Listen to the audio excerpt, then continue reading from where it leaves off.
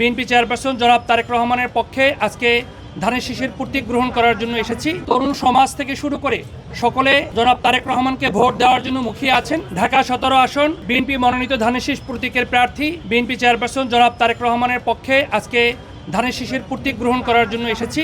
দীর্ঘ 17টি বছর বাংলাদেশের তরুণ সমাজ সহ অনেকেই ভোটে এবং ভোট দানে কেউ অংশগ্রহণ করতে পারেনি। নীরব গণতন্ত্র প্রতিষ্ঠার জন্য দীর্ঘ 17 বছর পর জনগণের কাছে একটি সুযোগ এসছে।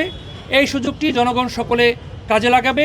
আজকে আমাদেরকে ঢাকা রিটার্নিং অফিসার এবং বিভাগীয় কমিশনার ইনি ধানের শীষ প্রতীক বরাদ্দ দিয়েছেন এবং আমরা সেটা গ্রহণ করেছি। আমাদেরকে তিনি বলেছেন সকল প্রার্থী যেন সবাই একই সাথে সকলকে সৌহার্দ্যপূর্ণ আচরণ এবং নির্বাচনী আচরণবিধি মেনে সকলের জন্য নির্বাচনী কার্যক্রম পরিচালনা করে এই বিষয়টি উনি বলেছেন। ঢাকা 17 আসনের তরুণ সমাজ থেকে শুরু করে সকলে জনাব তারেক রহমানকে ভোট দেওয়ার জন্য মুখিয়ে আছেন। আগামী 12 তারিখে তাকে ধানের শীষ প্রতীকে ভোট দিয়ে বিপুল ভোটে বিজয় করবেন ইনশাআল্লাহ।